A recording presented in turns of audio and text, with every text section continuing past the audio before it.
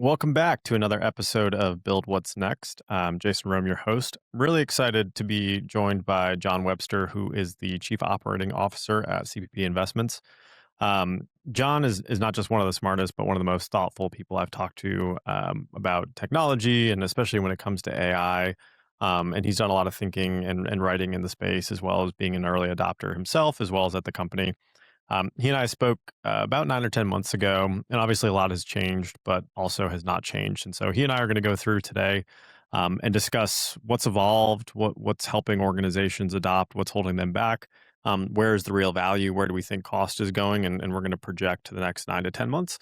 And then we'll come back and we'll talk about where we're right and where we were wrong, just like we are today. So excited to talk through things today. You are listening to Methods Build What's Next Digital Product Perspectives, presented by Global Logic. At Method, we aim to bridge the gap between technology and humanity for a more seamless digital future. Join us as we uncover insights, best practices, and cutting-edge technologies with top industry leaders that can help you and your organization craft better digital products and experiences. Welcome back to another edition of Build What's Next. I'm Jason Rome, your host. Really excited to have John Webster back. John and I spoke last August, and we were just connecting a little bit before the podcast, a couple months before Opus 4.5 came out, which was a bit of a turning point for a lot of companies and what they were thinking about. And so today, going to dive into what's changed, what hasn't, where are we in both the hype and the anti-hype cycles, maybe a lightning round on some fact or fiction and see where things take us. So John, welcome back. Would love for you to just give a little intro for those who haven't heard you before, and then we'll jump right in. Great, Jason. Fantastic to be back. So, John Webster, I'm the Chief Operating Officer of CPP Investments. And for those that don't know CPP Investments, we support the retirement security of future generations of Canadians and 22 million Canadians today through investing in the public and private markets. We are a global investor. We run a diversified, resilient portfolio. I think we have investments in over 50 countries with probably over 300 partners. So a complex set of things to look after. Yeah. Well, let's dive in. I guess since last September, when it comes to AI, the adoption of AI, just what you've seen, within your company, what you've explored personally, what you're seeing in other companies or hearing from colleagues. Maybe what's changed and what hasn't, in your view, over the last 9 months. Yeah, I love it. It's a great question. I think, to your point, August last year, we were probably just getting ready for things like 4.5 to arrive. I guess harnesses were sort of probably around on the scene in some form, but sort of hadn't taken off. If you'd asked me 9 months ago, I would have been we're just about to see like the world of work completely change. 9 months later, I think in general, that's not happened for the most part.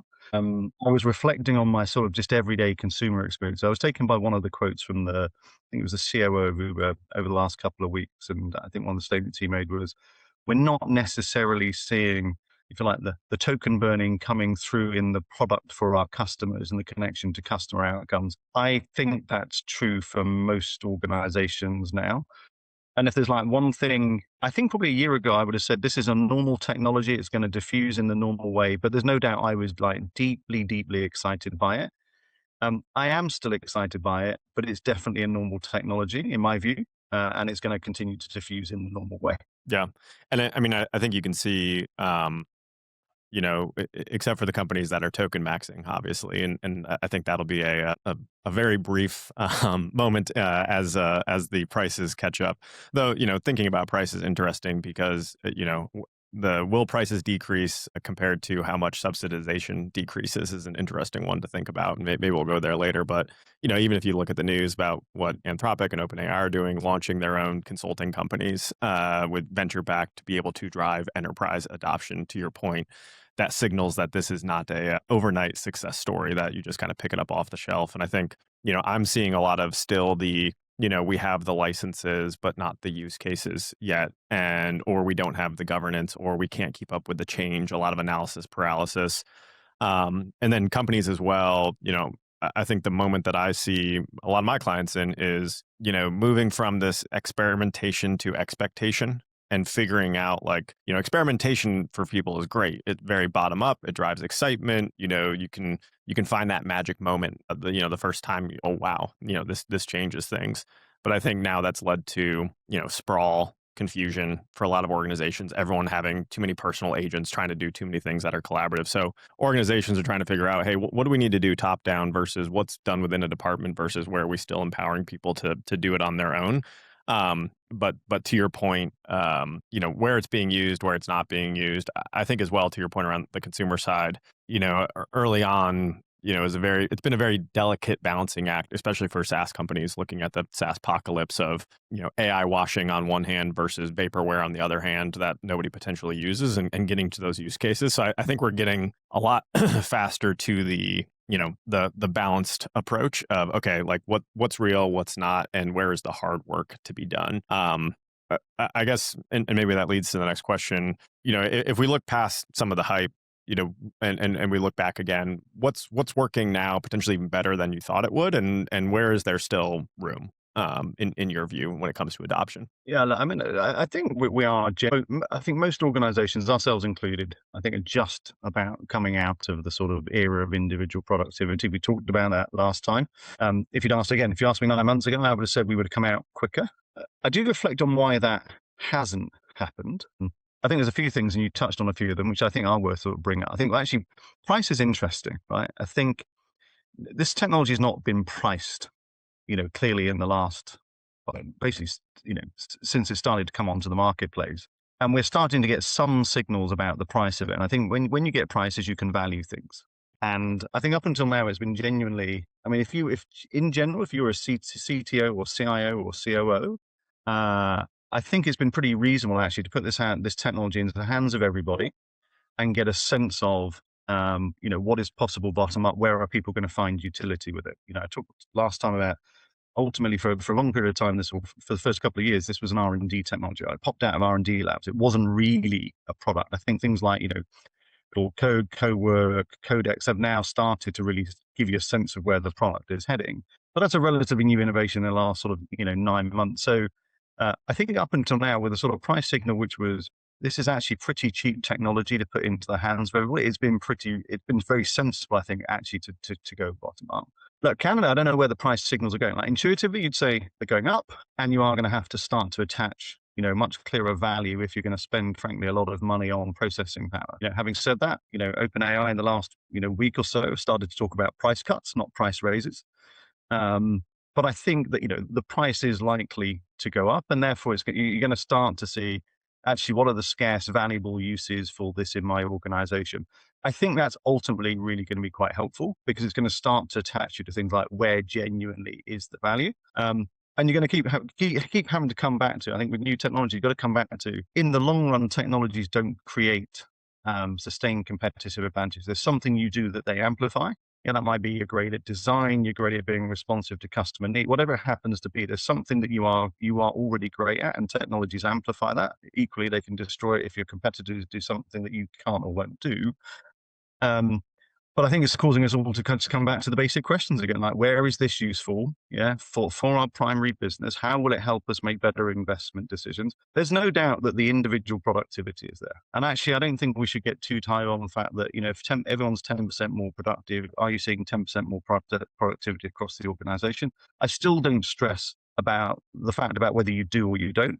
I think it's generally good if people can be more productive and they're more engaged in their work, and they can churn through sort of toil more quickly. But we are getting to the point where, particularly as, the price signals look like they're starting to go up, you're going to have to come back to like, how can this help you do your primary business? And for us, that's how does that help us make better investment decisions? What are those investment decisions, and what degree of value do you put on the price of the computational power you're putting into those investment decisions? So I actually think the sort of the current trend is helpful to get us back to technology's got to do something useful for you. Yeah. A lot of gold to unpack there. I think just to respond on the price one, I'll probably put a pin in that, and we can come back to it in 9 months after Anthropic and OpenAI both IPO, because I think I saw an article, and we'll have to fact check me on this, but someone took the different pro and business and enterprise plans and token maxed it, and then kind of reverse engineered that to the actual cost of, okay, I'm paying $20 a month, but I can spend 400, I can spend $400 worth of tokens. I'm paying $500 for an enterprise plan. I can spend $10,000 worth of tokens. And so I think there's this question of, there's the model arms race, but then there's a market share race of, just a land and expand. Can we claim market share? Which we saw similar things with a lot of the CRM platforms back in the day of, undercutting their prices and then running into margin issues later. But then there's this, what numbers are you trying to optimize for your IPO? And then what's it going to look like when you have shareholders that you have to report quarterly now? How do you maintain that long-term versus short-term vision? And then where do the expansion strategies go from there? And we've seen, there's a lot of interesting things. Obviously we've seen the companies toy with ads and pull that back. And so I think, and then there's still a lot of questions of, these model companies, are they infrastructure? Are they a utility? Are they telecom? Or how much of the app layer are they going to be able to own in the consumer loyalty? And, are people going to just be able to shop multiple models and bring those APIs in? And so there's such a confluence, I think, right now as we sit here in June of 2026 of where pricing will go. You look at the data center issues and construction and the backlash around that, and where the US is with their build out compared to the EU with their build out of data centers. So, I think put a pin in that one and let's come back and revisit where that has gone, because there's a lot of arrows pointing in a lot of different directions of where that could go for these companies. I want to come back to the keeping people engaged and the productivity. We've seen the term AI brain fry kind of come out. We've seen these tools potentially create greater cognitive load. We've seen the early research studies. I actually haven't seen as many recently about the impact on critical thinking ability and people over relying on these. What's your take there on, where are these tools amplifying and where are they potentially, I don't want to say making us lazy, but where are they decreasing quality? And what have you seen there? What have you put in place there? Yeah, I think there's a few things. I was in a conversation the other day, and it was about talent and how we should think about skills of the future, and critical thinking keeps coming up. And when we talk about critical thinking, we talk about it as it is like a strategic choice. Like there's an option not to build critical thinking, like into your, into your talent development process and in terms of your hiring processes. So I must admit, I get a little bit frustrated with we need to really double down on critical thinking. It's like every organization needs to double down on critical thinking. They always needed to double down on critical thinking. The opposite of not doing critical thinking is just being stupid on its face. I think that's one where actually we should probably just be honest with ourselves and say, have we done a good enough job of building the critical thinking skills of ourselves and our colleagues in general in most organizations? And I think the answer is probably not. So I do think, I think critical thinking has to be on the agenda, but not because actually AI is in some sense the issue. I think AI is highlighting the issue that we haven't always done that as well as we should. I do think I see a legitimate divide between, I was talking with someone about this the other day, right? The whole loop piece is coming around now, right? You've got Boris Cheney talking about loops. This is just about what loops you build. You see people posting all the time, I think, on things like, hill climbing. Everything's now just a hill climb. You can sort of just point the machine at a hill, have a hill climb. And I don't want to sound all trite about it, but actually, the most important thing in strategy is to find what hill to climb, know when to get off the hill that you're on, abandon the set of hills and go somewhere else. And I think it's just bringing back to the fore the need for strategic thinking. And what I find is there is a real divide between people that have a set of frameworks, mental models, and how they use the machines constructively, and frankly, people that have probably not equipped themselves as well with a set of mental models and ways of thinking and how they use the machines constructively. Again, I think you're into an amplification issue here. I think AI is absolutely amplifying that divide. But the divide was there, and we need to sort of make sure we equip people with the skills to close that divide from the outset. So, what's my best advice to people nowadays? Read a book, read a book on strategy. Go talk to somebody who's got a track record in strategic thinking, or a track record in doing something that you're in, a genuine track record in doing something you're interested in. Find out about how they think, find out about how the way they approach problems. I think the primacy on being able to really structure your thinking and then point the weaponry in the right way at the problems you need to solve. So I do think there is a there is a growing divide on these things. And I think there is a real danger of, in some sense, the sort of thing we've seen with social media more on the sort of consumer level. Yeah, that it's taking attention in ways that are unhelpful.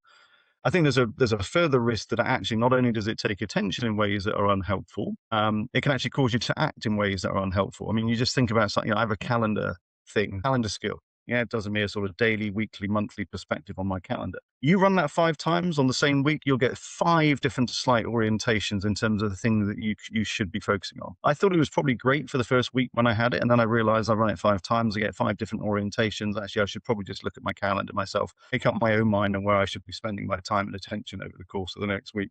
I don't have any answers actually, Jason, about what we do about these things. I think, first of all, is to call the sort of concerns into consciousness and hold them as sort of primary risk and issues organizationally to think about and deal with. What that means more generally in sort of mass consumer land, I think generally more difficult to tell. And I think, that there's a lot to unfold in this, and there's a lot of work to do to make sure the models are pointing us in good directions, not sort of, good hills to climb, not bad hills to climb. And it's interesting because you have seen some of these leaders, putting out there that we would love to slow down with AI. And even they can feel the speed. But I think the balance of the consciousness of, it'd be good to slow down, in the game theory of, if we slow down, someone else will take our market share. And to your point, we're still wrestling with the last technology of social media and the impact it had on our brains and on our children. I know the UK just, they've got the ban going into place that I think just came out. And so they're taking action there. Obviously here in the US, there's been a lot of litigation with Meta and YouTube and the impact there. So, to your point, I think that's, everyone wanted to slow down until the US actually banned the export of Mythos this week. But I'm sure by the time this podcast ships, that will have been solved. But I think a lot of interesting points around this pointing at the hill. And we've actually seen this in the product engineering space. We have a lot of clients asking us about how to really rethink their development lifecycle right now. And one of the things that I talk about, to your point around critical thinking, is because of some of the agile frameworks and thought leadership out there of the last couple of years, we took what was supposed to be this product management role, which was really about judgment. It was really about trade-off, and it was really about decision making. And we split that one role into 5 or 6. We had a PM, we had a PO, we had a Scrum Master, we had a strategy team. Sometimes we had a data analyst who actually looked at the feedback. We had a researcher who did the research. And so we created these really long, like very heavy handoffs of some of these roles.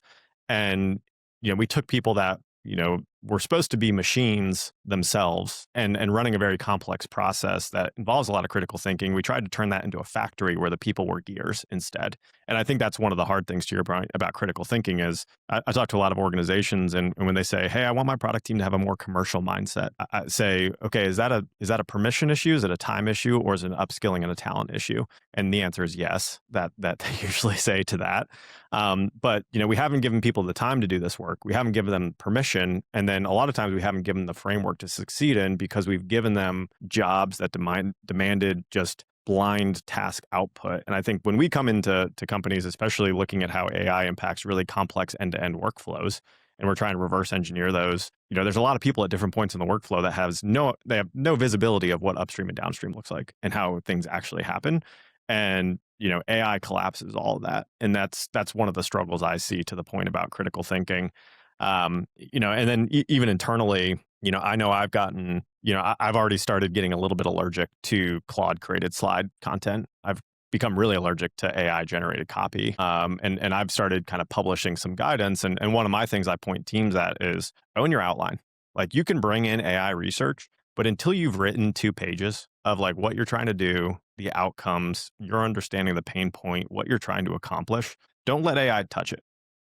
Because if you introduce AI before you have shaped your thinking, and this is one of the things you said to me last time that really has helped me here, which is, thinking is the act of like codifying your own knowledge. I mean, writing is. And I think that's such a key thing. And AI has made it so easy to skip step 1. But then everything after that is biased, and there's downstream impacts of that. And so that's one of the most practical, and say, 3 pieces of practical advice here. 1 is always own your outline for clarity of thought. 2 is, don't expect anyone to spend more time reading something than it took you to write it. That's what I tell people is like, don't, I will spend as much time reading it as you spent writing it. And so if it's one prompt and an email to me, then I will scan the title and then I'll plug it into my own AI and ask it what it says, which I'm probably just reverse engineering your prompt at that point. And then the third one is, when you think about using AI, I always say one third advise you, one third assist you, and one third be an adversary to you. And I think that's probably one of the ones that people don't do enough, which is these adversarial AI agents, kind of fact checking them, challenging them along the ways. Have you seen any other kind of practical guidance for people as they've wrestled with these different ways of using AI that you'd offer to folks? Great question. I think my view at the moment is we're still very much, we're like in the foothills of practices forming. It's like, technology and practices co-evolve, right? I think people, certainly lots of people I work with would probably just find me quite boring on this point because I'm sort of like, I don't know what the best practices are. I still don't know what the best practices are. There are some things I'm coming to dislike, which is as a sort of like gut instinct signal. So you're back to your point. You can tell AI written copy. AI written copy in itself, I don't mind. But is there like an original idea somewhere in this, AI written copy? And so, once you get through the sort of the M dashes and the load bearing and sort of all the other stock phrases, can you find something that is genuine? You go, okay, I hadn't thought about the world in that way before. Which I think comes back to like own your own outline, right? So I think there is something about just, are you trying to put down some original thought? Now, I also got to be open-minded on original thought. I find most of the great thoughts come from a good structured framework and a problem, and you put the two together, and you can get like quite a degree of originality out thinking through new problems in a structured form. But I do think like the own your own outline is really good. I spend a lot of time writing with AI. I find that very productive. But my mode of writing with AI is to take a problem I don't know anything about, bring some frameworks that I do know something about, and try and help AI, bring to the fore how this way of thinking helps me look at this problem. So, example, there's a lot of talk about loops. Loops are my current favorite thing. Everyone's talking about loops. It's like, well, actually, let's go back to John Boyd's, like his real definition of the OODA loop. Let's talk about, creation, destruction, his later work. Let's say what he, is the stuff people are writing about loops, does it actually stack up with, probably what the best thinker around loops has thought about? And actually, I think when you stack up on that, people are so obsessed with the hill climbing side. It's like, actually, Boyd said, later in his career that actually orientation is the most important part of the OODA loop. It's the stance you take, the representation you take. Actually, you're willing to throw away your representation and effectively look at things in a different way. That's almost the antithesis of a hill climbing loop. Yeah. Yeah. It sits in one frame. I think it's back to like used thoughtfully, the machines really can, I think, bring different perspectives to problems.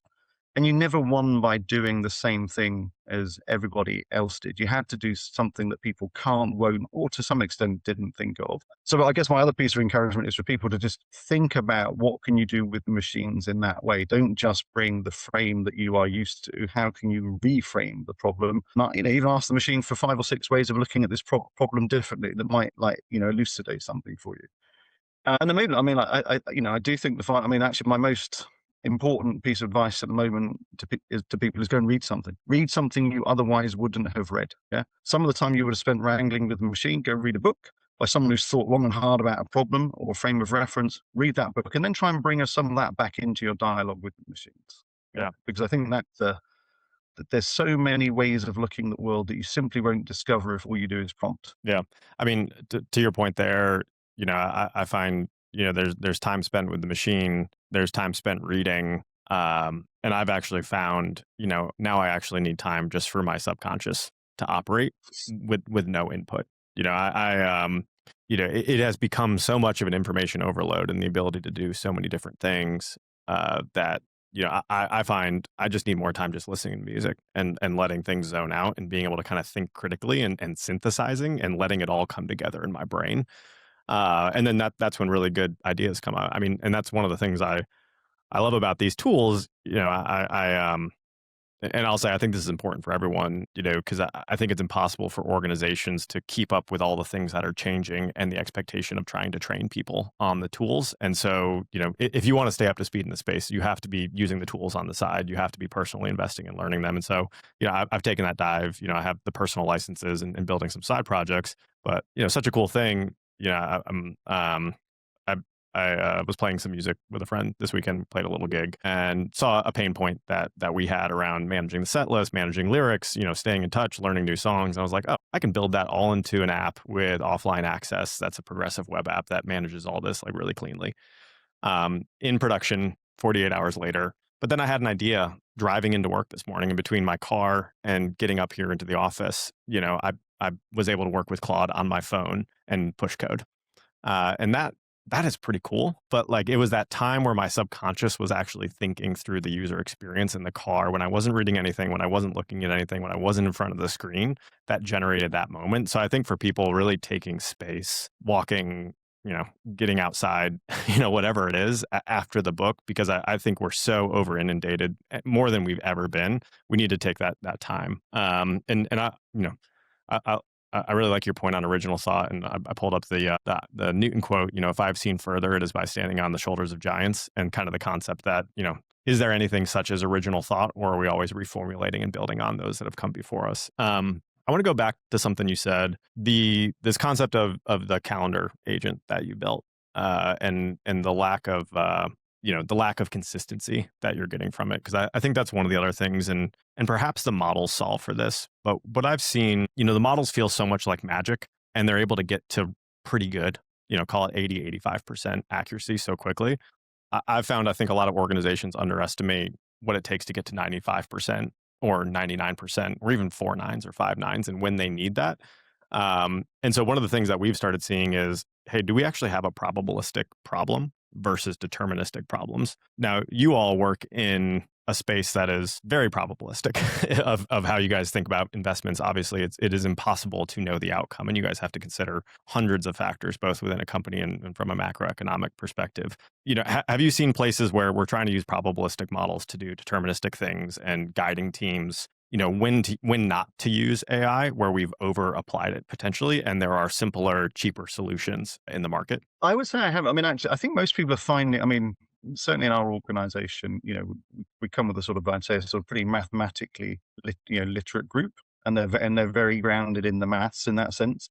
And I think they're pretty unlikely to want to use non-maths when maths is required, right? So I think actually we're fortunate, I think, given the sort of research heritage and the professional heritage of an organization like ours, we don't really step into those concerns. But what I do think people are starting to, again, this comes back to where you can find the value, where the machines start to play in spaces that are generally additive to you. If you're thinking about scenario analysis, you think about almost every human scenario analysis you've ever seen. It's like, paint 1 of 5 possible futures, some sort of path that threads through a few of them, then they sort of diverge in some way.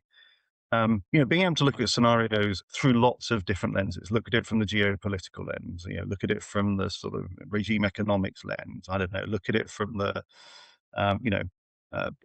power lens of institutions. The ability to look at, provide different perspectives and different frames onto a problem, I think is something machines are actually brilliant at. You can point them in a direction and sort of have a very different set of perspectives where you can then start to think about how you integrate. I think people genuinely are now starting to use it in the way, in like a good way. I mean, I think of these machines in some sense as, of course, with tool usage, they can write code, they can run code, they can do all those things. But I sort of think of them as abduction machines in some sense, right? It's they play brilliantly in that space. Hypothesize with me about this from this particular perspective. And it comes back a little bit to like the practices. I think these practices are co-evolving as people use them. I am sure there are going to be organizations that walk into attempting to do something, which is, must be deterministically repeatable and consistent and use these machines. It reminds me a little bit of there was a TED talk by Malcolm Gladwell. He was talking about this sort of famous bomb site, I think it was the Norden bomb site. And the long story of the long and short of the story was, like, don't build things that shouldn't be built. Mhm. Yeah. And I think we are a little bit in the phase at the moment where we are building many things. All of us are building many things that in the long run probably shouldn't be built. I knock up stuff all the time. The sum contribution of what I knock up to like humanity is like pretty limited. I mean, I did a PhD back in the day. I was told there's two sorts of PhDs. There's like genuine additive PhDs that contribute to the sum of total knowledge, and there's longer service awards. Yeah. I sort of I sort of see like what's going on with us building things a little bit in the same. There's things that people are building where you get in time. We're going to get that was great. I'm delighted that you had that idea and you were able to build it. I do think a large portion of what we're building, I mean, it's entertaining, it's fun, but some contribution to humanity in the long run is limited. And I think actually back to the sort of price signal, let's see where it goes in 9 months' time. But I think that discipline is really helpful inside organizations. It's back to like, the things that you don't do are as important as the things that you do. Yeah. When everybody in principle can have a go at anything, it's encouraging for everyone to have a go at everything. And I think we have to come back to actually what's genuinely valuable. You could argue with 3 years in, shouldn't it all be a bit clearer by now? But it is only 3 years into what is probably a 10 to 15 to 20-year transformation journey. I'm perfectly comfortable that it's not clear, but I think we also sort of just have to be very cognizant of where the real opportunities are, and also candidly where the real risks are. Yeah. And that's where, there's a proximity bias of a lot of the people, writing and managing the zeitgeist, if you will, of the moment are the people building the technology and using the technology every day. And so, uh, but probably worth a degree of skepticism when people say, 90% of code will be auto written and, 50% of this job will be eliminated. And, we've seen a lot of people have to walk back some prognostications that they've made over the last 6 months to a year when it comes to that stuff. To I mean, it's a very wide consensus, right? I mean, you can judge the degree of certainty by like how wide the consensus is. And this consensus is so wide, you could put a cruise ship through it sideways, no problem. Yeah. Yeah. And to your point though about, this makes it accessible for everybody. Did the world need 10,000 new personal habit trackers? you know, maybe not. I think to your point on the price is like, when is it worth, signing up for a $5 a month habit tracker app versus a $20 a month cloud subscription where you manage your own, and it probably will depend on the person and how much you can use for that.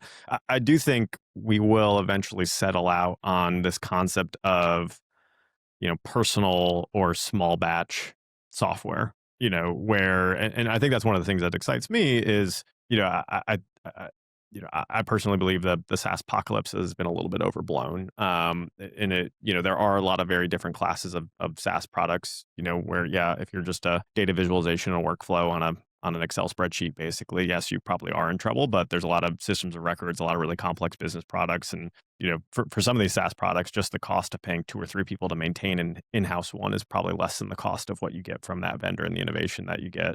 But I do think there's a market gap of, hey, I have a team of 5 people that does this thing. Let's build personal software or a set of agents for them. I think you and I have talked about before, though, how ephemeral are agents? Like, is it worth ever improving an agent, or is it just cheaper to rewrite it when the new model comes out? I think that's one of the things that we've talked about versus there's been a lot of anthropomorphizing of agents a little bit versus the, hey, it takes 5 minutes to to kind of give instructions to one to have it to do something versus the ones that you build over time. Um, I'd be curious your thoughts of, where does this potentially like balance and land out where, in an organization, people will have kind of personal software versus enterprise software and what you've seen of what's that balancing act of like top down versus bottom up for companies. Yeah, I think that there will be. I think not just, I think to your point on the sort of small team level, like, if you're running a startup, 5, 10, 15, 20, 30 people, I can imagine you building, you know, flavors of your developer experience, flavors of your sort of full process. I can legitimately imagine lots of that running sort of agentically.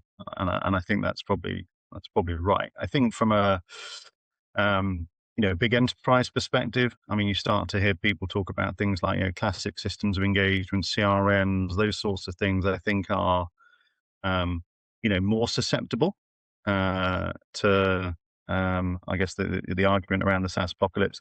You're looking at systems of record. I think for a period of time, systems of record actually not Yeah, and actually, because actually often the systems of record are much more about the coordination of the organization around a cohesive perspective of what's happening. Uh, Systems of action starting to operate on systems of record for sure. You can see more of that happening. I mean, take things like underwriting, where you may, when a company may re-underwrite an investment periodically. You might do that more continuously to keep your information more up to date with the way the world's changing. So I think anything where you've been sampling, you can see sort of moving into systems of action. External services like audit and valuations, those sorts of things are classic. I think those genuinely will be sort of value chain disruptions that will happen. But remember, software is also very niche as well, right? So it's like providers will seek the price they think buyers are willing to pay. And let's say you happen to have a sort of niche CRM system for investors, that is something that's probably more susceptible than it would have been in the past. Certainly, we've done our own sort of look at the economics of our technology landscape. We do think there's a set of services that we buy and procure that if our providers' economics don't change, then the opportunity cost of us building it is actually worth doing. So I think there will be a shift in the build and buy dynamics, largely back to just price and supply and demand. But the basic economics driven by price. Now, interestingly, if the prices go, if the prices go one way, as we were talking about earlier, that might bring it back into an equilibrium. But you've got to assume that if prices change, then you can start to look at the opportunity cost of build versus buy, and you will start to make some change decisions. And certainly, we've done our own analysis, and we think, there are a set of things that we are likely to do something different, like build versus buy in the past, if the economics stay in the same form they are at the moment. Yeah, I forget where I stole this from, but I love this quote that there's a lot of big SaaS companies that have hostages instead of customers. And I think there's a lot of people that have been kind of shoehorned into a SaaS product where they suffer from a Goldilocks, where there's either a lot of features they don't utilize or they're under featured. And so, you never want to be someone's biggest or their smallest customer in some of these spaces. And to your point, I think especially those places where people are really underutilizing features, and you've had a lot of companies with these feature sprawls without repackaging things over time. Hey, let's just simplify. To your point, our CRM. Like, we don't need all the bells and whistles that we get with some of these complex things, and we want to be able to control our views and customize that really easily. And for me, I know we weren't going to go down the SaaS apocalypse topic today, but here we are. What I see is there, because SaaS has been such a growth market for a long time, a lot of SaaS companies' strategy is the average of what their top 20% customers have asked them for over the last 5 years, instead of saying, hey, we have a vision actually of how your business should work. And so pivoting from selling technology to selling a belief, and your value, a lot of people talk about moats these days, but your value being, we work with 100 companies to do this thing, be whatever process it is. Do you trust us to know that better and to encode the way of that work into your company and integrate with your ecosystem versus, hey, we're going to provide some tables and some workflows and some, reporting on top of a database that integrates painfully with a couple other things in your company. So it'll be an interesting one to see how that continues to shake out. I think, there'll be disruption, but I think to your point, the build by analysis and also there's a lot of companies out there that don't want a big technology team, that don't want a big technology department, that don't want to have to think about that stuff. I want to pivot quickly. You've talked about a couple times now, finding where technology can kind of amplify your team. And, with that, one of the things we've seen, organizations are moving faster or slower than others. And, we've talked about, and a lot of people have written about, using AI as an overlay on an existing value chain versus rethinking and business process reengineering. What have you seen? Like, what's been easy and hard around, either across companies or even within the company, of being able to extract maximum value? And hey, when it makes sense to, hey, we're going to use AI for this task and, hope for 10-20% versus, hey, let's throw the whole thing out and start over again. And the ability to do that, people's ability to kind of see that. What are you experiencing there? I mean, I say overall, notwithstanding, I think we're all still coming out of the era of individual productivity. I think I've probably said before, our value chain is really information processing, and these are information processing tools, right? The last 3 years, we have machines that can read and write unstructured language, and then, start to do flavors of reasoning, and now sort of, tying together task and tool usage. Why wouldn't that be genuinely valuable in a sort of, value chain like ours, where we're sort of processing a lot of information? So I feel we're fortunate that the argument around you got to rethink your systems of work, you got to sort of redesign with the analogy of think of the factory floor before electricity, and sort of redesign the factory floor. I think people understand that and are willing to move into it. So we're already underway with a number of sort of system of work redesigns. That's proving valuable, but many of those are in, things like valuations, for example. They might be in like due diligence. Now, these are all important parts of the ultimate investment decision-making process. But I do think it's fair to say we're not. I'm certainly not quite clear yet in the long run whether this technology will allow us to make better investment decisions. You could sort of say, well, if the quality of your diligence is better, you'll sort of weed out, more bad opportunities, earlier. If you're able to sort of, revalue more frequently, you'll be able to take out. I think all of that's true. And you could say, well, they're all contributing to ultimately being a better investor. I guess I come a little bit back to sort of like investment decisions when I think about, do you take this opportunity or this opportunity on a relative value basis when the investment thesis is going to unfold over a 5, 6, 7 year horizon? That, I think, is just a little bit more challenging intellectually to think about how you determine you are making better investment decisions. I think we've got great examples where we're already into things like, private markets. We're better able to analyze the skew of upsides and downsides and that in itself, I think, can lead you to better investment decisions. So I think there's evidence pointing in the direction that it will make us a genuinely better investor. But if you said hand on heart today, could I be certain? No, I do my usual too early into this. We're still sort of discovering, what's possible. But I think we're fortunate, like our value chain is as well tuned to using this machinery as anybody's value chain. I think if I was trying to figure out how to do all of this in a factory floor with, supply chain planning, and I'd look much older and much greater at this point in time. Yeah. I think your point around, are we making better investment decisions or just avoiding, missteps? It's a good question for anyone when they look at a process of, is this an opportunity to raise the floor or extend the ceiling potentially? And, I'll say in my career, especially when I think about digital transformations and new product launches, just avoiding anti-patterns greatly creates a chance of success. And, I think at the end of the day, a lot of these AI tools, they're really good at guaranteeing you at least get to average. Um, hey, they're going to get you to a C plus or a B minus. And if you use them to build your slides, at least your slides won't be horrible. Like there's no chance that they will be really bad, but they're not going to be great necessarily. And I think there's a lot of places where just not being bad is a pretty good thing. I've done a lot of customer experience work over the years, and a lot of great customer experience is being forgettable and just not being memorable and just not messing up. I want to get your thoughts on what role leadership plays, across all of this AI. I heard something the other day on a podcast that talked about AI adoption in the company will go as far as the CEO goes with it and embraces it.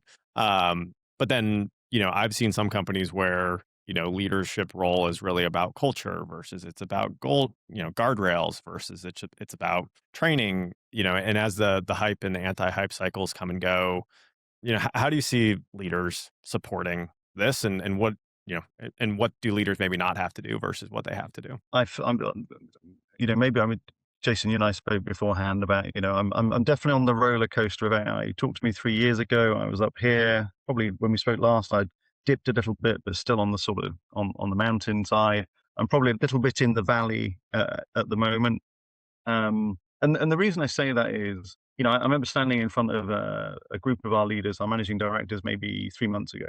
Yeah, just 3 months ago, and said, look, I probably never stood in front of a group of just like managing directors from across the business and said, you really should use this technology in your spare time at the weekend, really get to know and really understand it so you can have a sense of what your colleagues, need to learn, need to develop, where the weaknesses are, etc. And I said, I've never said that about any technology in my career before. When cloud started coming out, whatever it was 15 years ago, I didn't stand in front of a bunch of business leaders and say, you should be playing around with AWS at the weekend and sort of getting to grips with that, and sort of say, go and talk to your technologist about how this might be useful in your business, etc.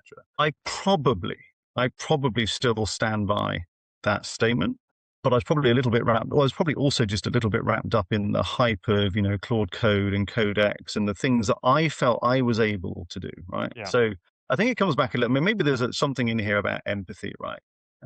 Like most of us, myself included, will have made sort of predictions about how straightforward somebody else's job is and how this might be possible to do this in the future, and how I've been frustrated with tech in the past and I can build something. We've all got perspectives on how work gets done. Often, how work of our colleagues and other people's work gets done. And certainly providers that we've worked with works get done.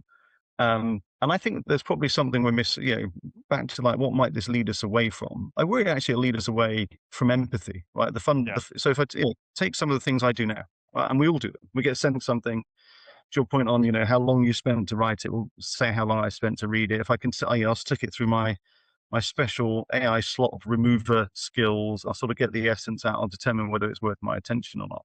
In the past, I might have rung someone up and said, look, what are you trying to get at here? I think you're trying to tell me something, but what am I trying to get? What are you trying to get at here? Let's have a conversation about it. You wouldn't have bothered, sending me something unless there was a point behind it. So I do still think it's important I still think it's important for leaders to get to grips with this technology and understand it, but to understand it, to understand what it can do, to understand what it can't do, to understand where you still need to engage with people and still to get to the bottom of things and still understand why people are concerned about things. And these are the pick up the phone, go and see somebody, get to the heart of the matter type conversation. So that's a long way of saying it's not about just how far you climb the hill on using the technology. It's how, it's that, and how well you understand what you've got to keep doing and doubling down on. I mean, I said before, you could argue this is an IQ disruption and we're just bundles of IQ and EQ. And if IQ is being disrupted, you should lean into your EQ. I think that basic logic genuinely still hands. I think in the last probably year, I might have got wrapped up in the sort of the excitement of the IQ half of the equation. Yeah. But I think as a leader, you've got to understand the technology so you can know what's happening to that side of the equation. But my intuition says we should all keep leaning into developing our EQ, our empathy, our understanding, our points of view, our perspectives. I think that's still right. And so I think, yes, it'll go as far as leaders take it.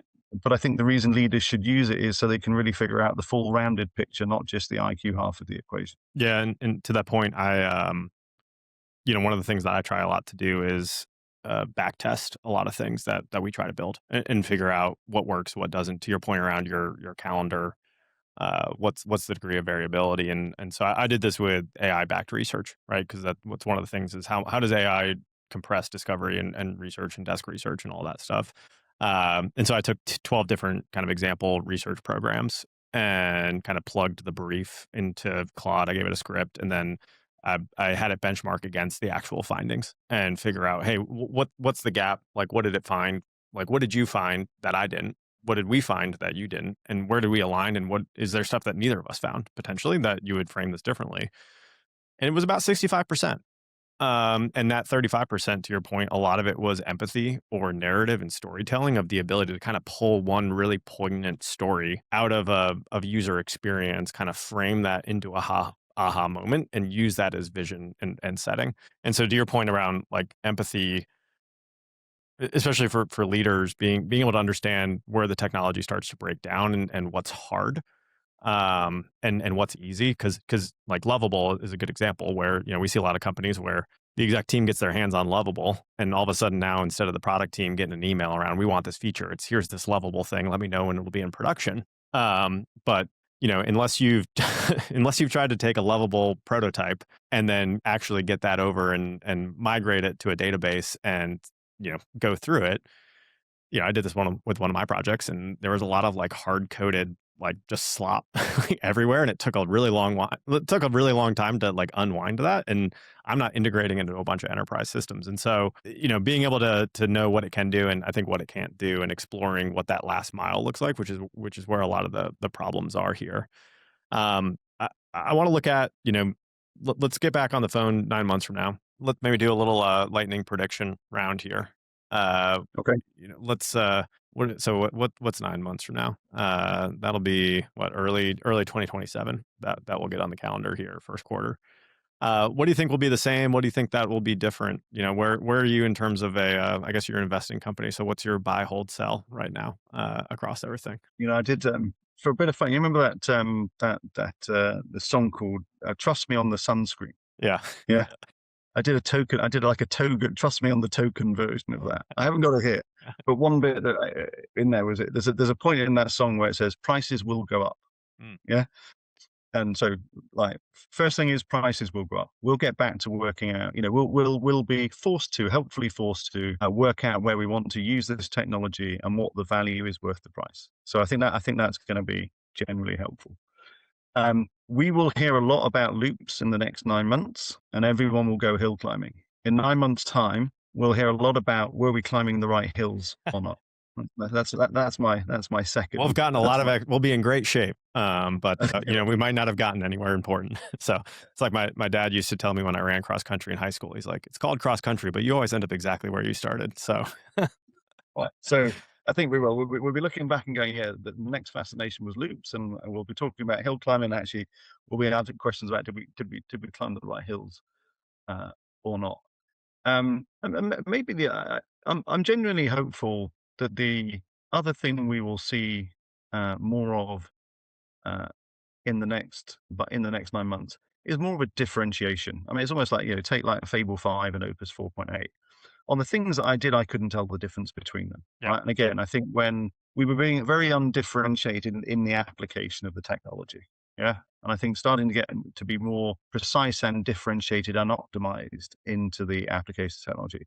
I'm a big believer like premature optimization is the root of all evil. I think Donald Knuth said that in computer science. I think that's right, but I don't think it's premature optimization now. So we're starting to get to the point where it's necessary optimization. I think you're starting to see more differentiated, thoughtful application of the technology. Just because you can build something doesn't mean you should. Equally, in the same way that just because you can max out a coding test doesn't mean you know what to build next quarter. So I'm genuinely hopeful we'll get back into in some sense, a more thoughtful discussion, particularly around product and what to build. yeah, yeah. I like all those. I think to your point around price, it'll be interesting to see too how much room does that open for more of the kind of small language model companies that are much more focused and uh, I've even seen, and if you kind of watch, Claude or Codex as they work, they are calling cheaper models to do cheaper things. They're trying to improve some of the. To your point, I haven't seen a huge output difference, but I have seen my token stretch a little bit further with some of the models. And depending on who you talk to, either you use the most expensive model because it's more efficient and you do less work, or you use the less. I think we'll start to see some wisdom and I think there's going to be a whole lot of organizations with token cost dashboards and management, and the CFO probably get a little bit more involved than they are right now. I think the other thing that we'll see there too is probably a little bit more focus on the UI and the application layer for using these tools Sure. to make it a little bit more achievable for someone that doesn't want to have to go and to Vercel and GitHub and Supabase and all these tools that are recommended out of the box and there's work to do there. I think that I would encourage everyone to go learn that stuff, but I think it's also probably still intimidating to a group. And one of the most common questions I get from folks is, how do I deploy? Where do I control? How do I work with agents? I can email them. I can, tweet at them. I can see them on a dashboard. I think we'll start to settle on the UI and orchestration layer and the app layer a little bit as people start differentiating on the experience as we start to solve the adoption problems. I would be a sell, I think, on the job apocalypse side of this. Again, I think we're seeing that the jobs report data and we're seeing actually a lot of open roles for product. And as technology solves more problems, we'll probably need more engineers who understand this technology. I think SaaS will be really interesting. I think we'll see a bifurcation of different approaches to SaaS trying to agentify. I think some will build agents. I think some will just say, hey, we're just gonna hook ourselves up into an MCP layer, and you can kind of plug your agents into what we do well. I think you'll see others that have a bring your own token policy versus trying to like orchestrate on their own and just kind of plugging in. And so I think you'll see a lot of people trying a lot. I don't think 9 months from now we'll have solidified the exact perfect business model of, are people paying for outcomes just because I think just contracting and procurement wise, we're not that sophisticated still, even though a lot of people talk about paying for value instead and it'll take time. Yeah. And I think those would be my three. Again, to your point on the models, I think I said this before we started. Most people don't have a model problem; they have an operating model problem, unless you're doing PhD level thinking and research, which a lot of us are trying to respond to our emails, right? And so, any other closing thoughts? Anything we didn't touch on, John, today before we go through? We said we weren't sure where we're going to go today, but I think wherever you go, there you are, and here we are at the end of it. So No, look, I think there's plenty of hills to climb, and there's plenty of hills to find, and there's plenty of hills to avoid. Yeah, and we'll find out in 9 months which ones we got right. yeah, I think maybe that'll be our title here is finding the hill to climb with AI can be our podcast. So we'll appreciate it, John. We'll talk soon and maybe even sooner than 9 months, depending on what happens next. So appreciate it. It's been a pleasure, Jason. Thanks so much. Thanks. Thank you for joining us on Build What's Next, Digital Product Perspectives. If you would like to know more about how Method can partner with you and your organization, you can find more information at method.com. Also, don't forget to follow us on social and be sure to check out our monthly Tech Talks. You can find those on our website. And finally, make sure to subscribe to the podcast so you don't miss out on any future episodes. We'll see you next time.